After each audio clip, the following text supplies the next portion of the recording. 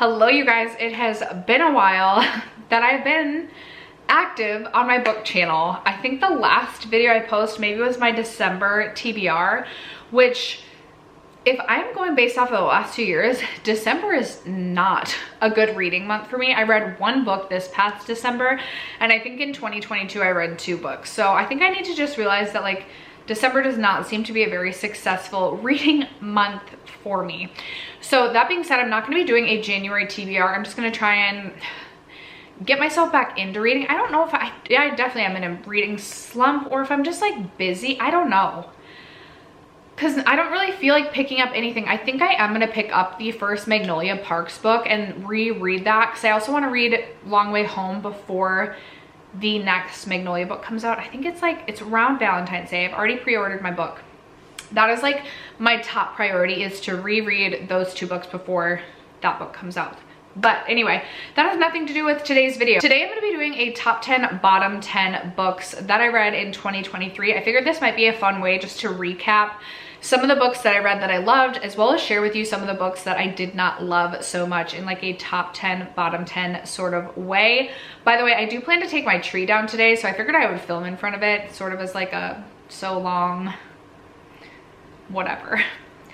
Anyway, that is what today's video is going to be about. So if you're interested in hearing about my favorite and least favorite books from 2023, stay tuned. First, if you have yet to subscribe to my channel, I hope you'll consider subscribing before moving on. But other than that, let's jump into the video. Okay, you guys, I have a list of my bottom books. I think we're gonna start with the bottom and then we'll end on a positive note. So I'm gonna scoot over here. I'm just gonna post pictures of my least favorite books. Some of them I read on Kindle Unlimited. Some of them I no longer own, and I was too lazy to grab the other ones from the stack of books that I plan to get rid of. But in no particular order, I didn't like rank these from like the worst of the barrel to like, I didn't rank them, but I will say on my bottom 10, there was 2 books that I'm like, these weren't bad, but like I just was not in the mood for them and they just didn't end up working for me.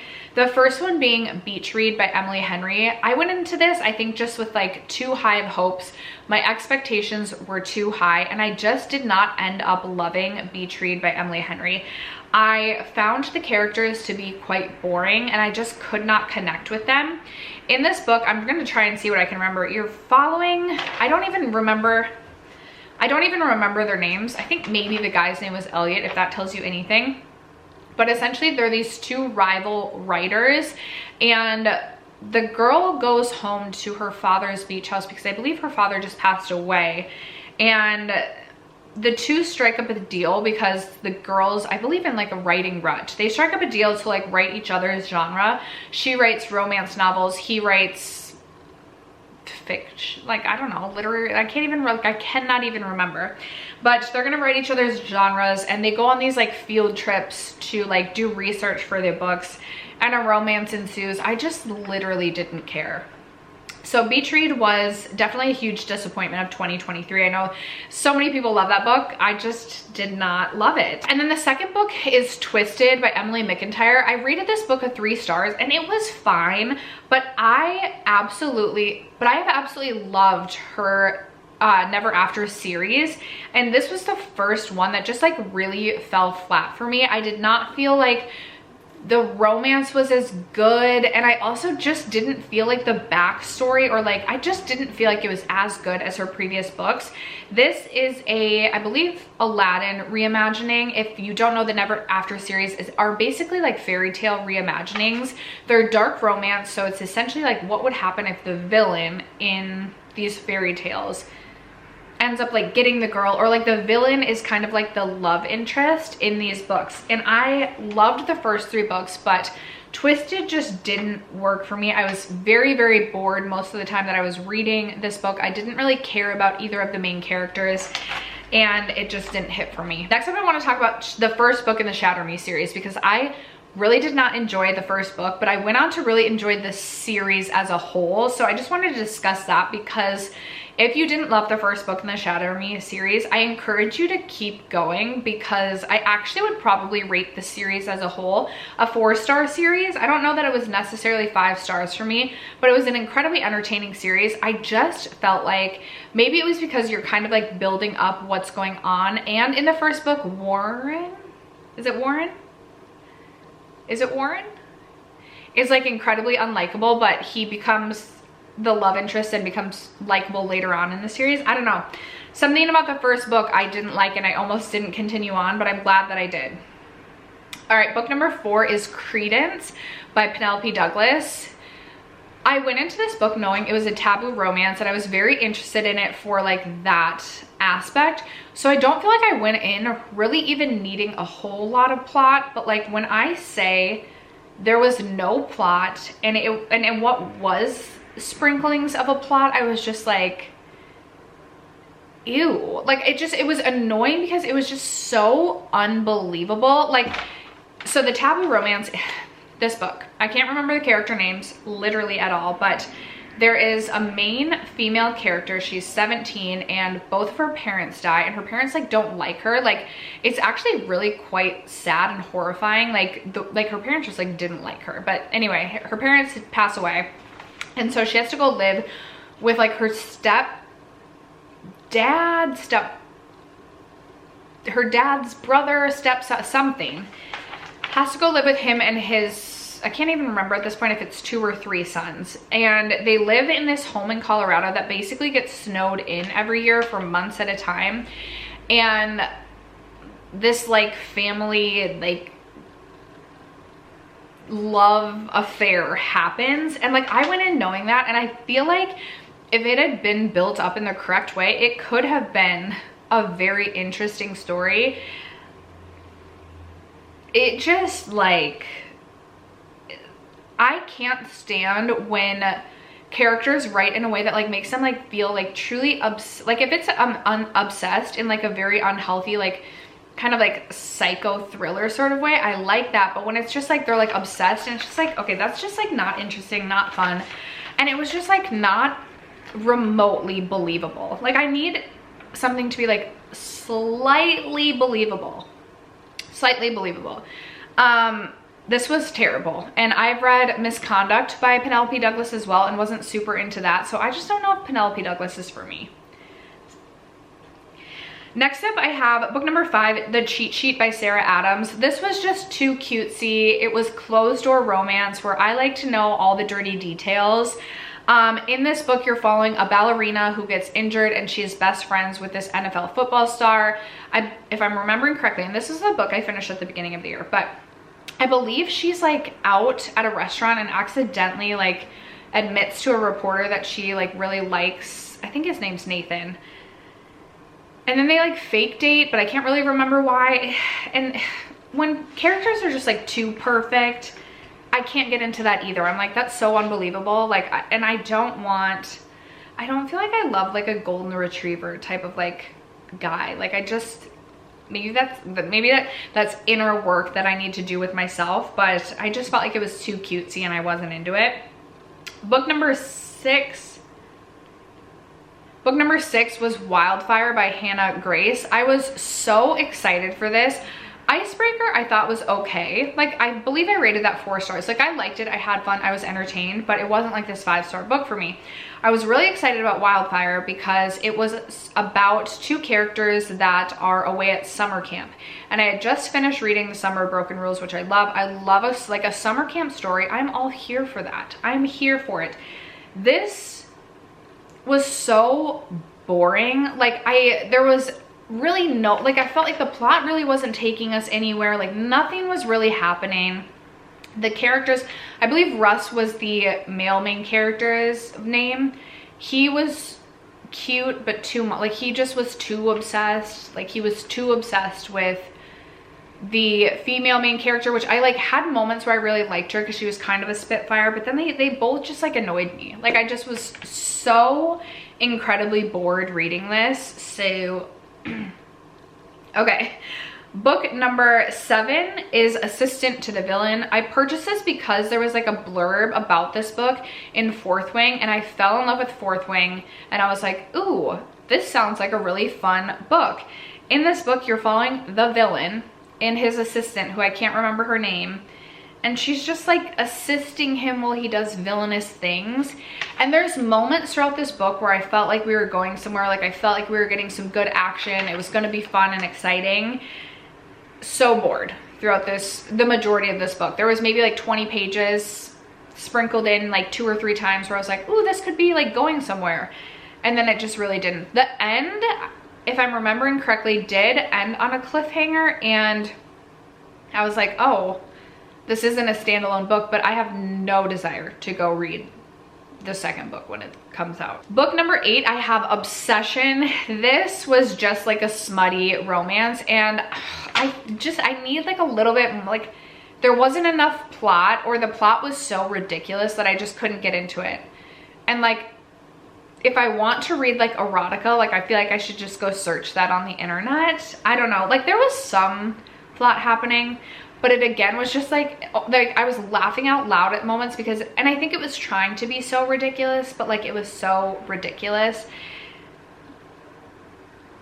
I just couldn't get into it. Okay, the last 2 books I think are quite possibly the worst that I've read. The first, I was so shocked I didn't love this book, Mile High. And I want to read The Right Move because so many people rave about it, but after finishing Mile High, I just don't know if I can. This, first of all, was over 600 pages. I think it was 601 pages of the same thing happening over and over and over again. And while I like kind of liked the characters, like there were moments where I was like, oh, I think I'm really liking this book at the beginning. And then like middle to end, I was just like, why is this book 600 pages?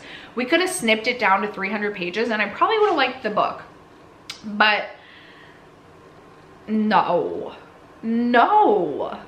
absolutely not. I was so bored, and I swear there was chapters literally like copy and pasted and copy and pasted. And it's like Stevie, in this book we're following Stevie, who's the flight attendant to a hockey team, and I can't even remember the hockey player's name, but he is supposed to be like this bad boy, has this bad boy image.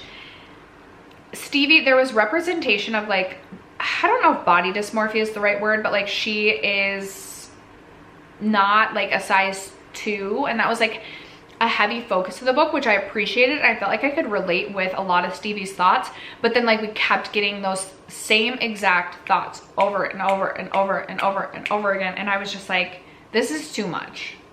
I am so bored. And then book number 10 for my worst books of the year was the book Ivy, which people had talked about this book being like Gossip Girl-esque. This was just a really weird book. It was just weird.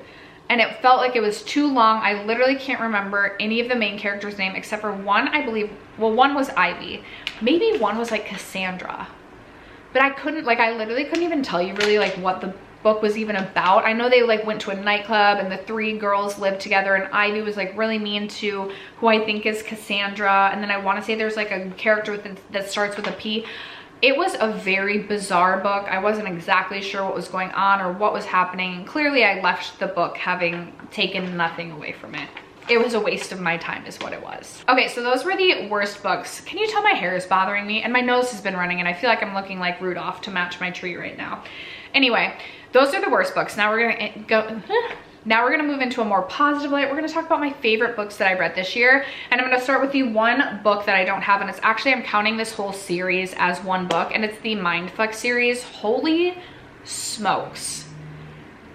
First of all, I didn't realize this author had passed away, which makes me so sad because I need this series to like, this is like one of the like books or series that like, if I could reread it for the first time again, like I would just, it was so good. It is literally about a serial killer and an FBI agent, and the FBI agent is on the case to find the serial killer, who is the girl. And then they also, like there's a romance between the two of them, and like he doesn't know that she's the serial killer. And she's not like a bad serial, like it's like Dexter in a sense of like she kills very purposefully. It's so good. It is extremely graphic. There were definitely moments that my stomach was like churning reading some of the things. some of the things, I was like, oh, I don't know if I can handle this, but like I must, because it was so good, you guys. So good. It's like Dexter mixed with Criminal Minds. I need, like, if you guys have relatable series to the Mindfuck series, please let your girl know, because I need to read everything that is like this series. So that would be my number one. And then I am cheating with one other one because I couldn't pick my favorite of this series, and I read the entire series this year. But the Chestnut Spring series, I have 3 of the books. I need to purchase the first 2 so I can have them on my shelves.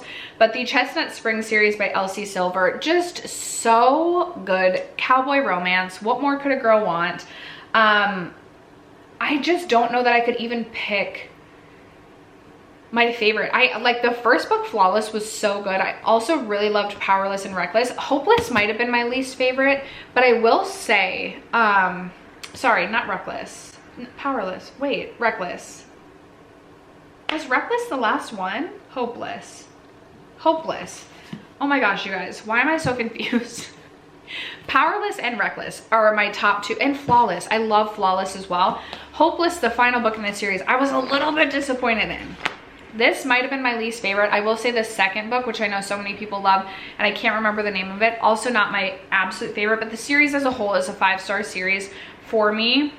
I love all of these characters. Elsie Silver's writing is so easy to read. She writes an incredible, spicy scene, but her dialogue, her banter, her characters are just really fun and relatable. So that is book number 2, even though it's 5 books. I cannot wait for her next series, and I want to read her backlist as well. Now I have a few books that are like books from a series. We can talk about this. We'll just get this one out of the way. Fourth Wing. I haven't read the second book yet. I'm afraid to, because I feel like I've seen such questionable reviews of it, but this book definitely made me want to dive more into fantasy. And truly, if you like the Hunger Games, I think you will. It's the Hunger Games with dragons. I think you'll really love at least this first book. This book made me want to own a dragon. I love the found family in here, the characters. It's just so good. So good. If you are looking to get into fantasy, I highly recommend. There were moments where I was like, okay, this is a lot, but I loved Fourth Wing. Okay, and then Daisy Hates. I read this year. It is the fourth book in the Magnolia Park series. Fourth. In this, you're following Christian and Daisy, who I absolutely love. I don't know, are they my favorite, or like are Magnolia and Julian my favorite? I fell in love with Christian Hates in this, Julian Hates in this book. This book is so freaking good. If you like a messy Gossip Girl situation, but this is like high class London, and just the most toxic, fucked up relationships, but so freaking good. This series is by far like my favorite books of life. Okay, I read, I think, 4 books in the Addicted Calloway Sisters series this year, but my favorite of all the ones that I read was Hot House Flower. I think that Daisy and Reich might be my favorite couple of the couples. There is something that I just love about both of them. I find both their characters extremely relatable, and Reich loves Daisy so much, but like he's not a perfect person. Like he's very flawed, so it's not like too puppy dog, too perfect. I freaking just die for Reich Meadows. Loved this book so much. From the Once Upon a Broken Heart series, the second book, The Ballad of Never After, was by far my favorite. I gave this book a 5 stars.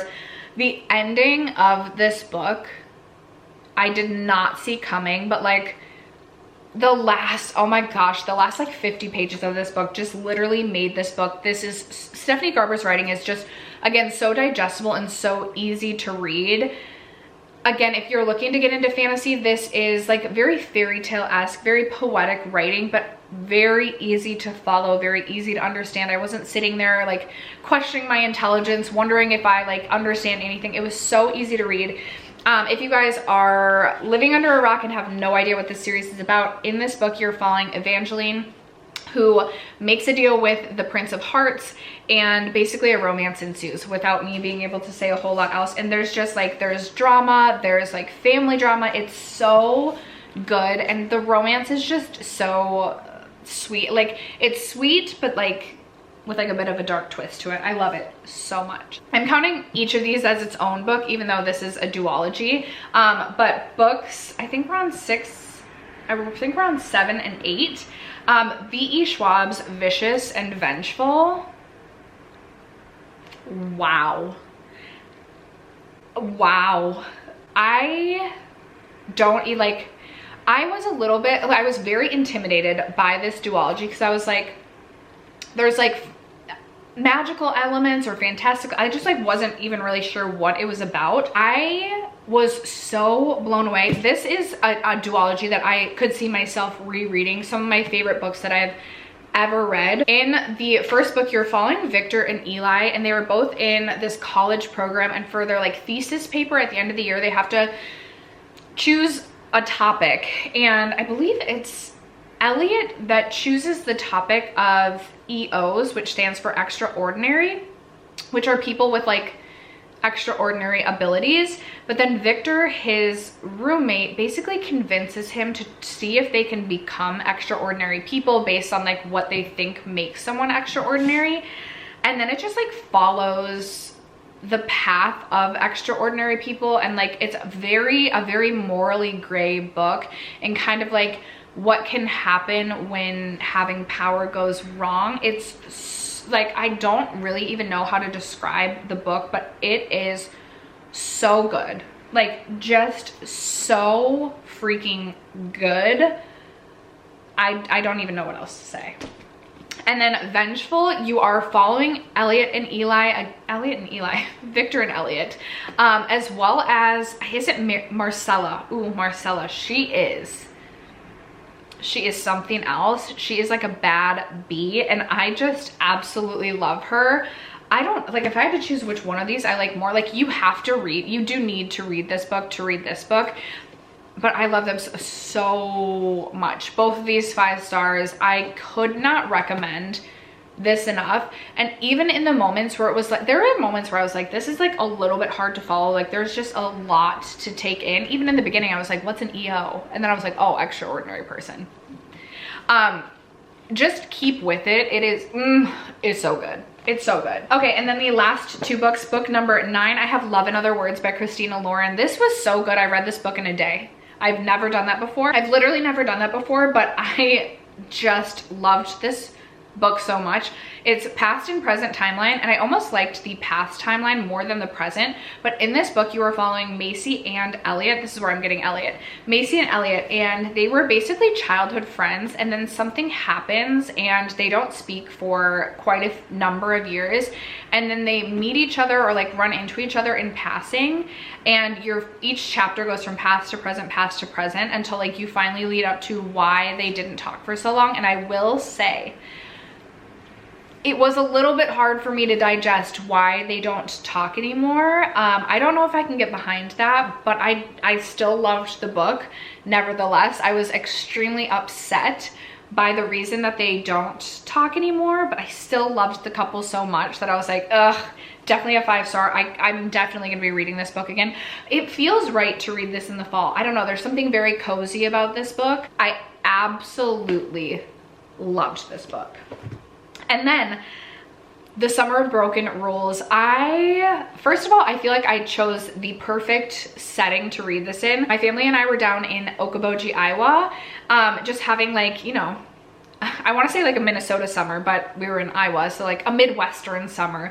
We were, you know, jet skiing, we were having fun at the beach. It was just like a Midwestern summer. And so that just was the perfect setting to read this in. I read this very quickly. This is another book that, I mean, I feel like I could easily read this again, even knowing what happens, but to like take away the knowledge, both of these books I would read. Like, if I could pay someone to like read it again for the first time, I feel like that would just be so special. But in this book, you are following Meredith and her family always goes on this annual summer vacation to Martha's Vineyard. But Meredith's sister, Claire, passed away 18 months ago. They skipped the summer vacation like the year after she passed away. And so they're 18 months later finally going up to Martha's Vineyard because someone in the family is getting married. And every year up at Martha's Vineyard, they would play this game called Assassin, which just also sounds so much fun. This was bringing me back to my childhood when we would go up north to good old days Minnesota Resort and stay there. And it was like same families every year, just having so much fun together. But anyway, so they're playing this game of Assassin, and just the most sweet, wholesome romance ensues out of Meredith and one of the other characters. There's just like, this had me like chuckling, kicking my feet. It was like one of those that just, it's just so sweet, so wholesome. I freaking loved this book. So those are the 10 best and 10 worst books that I personally read in 2023. I believe I ended up reading a total of 62 books last year. I'm gonna shoot for 75 this year, but we're not off to a great start. I am in a bit of a rut, so if you guys have any recommendations, let a girl know what she should be reading next. Other than that, thank you so much for sticking around to watch today's video and for supporting me and my channel as you guys always do. I love you guys so much, and I will catch you in my next video. Bye.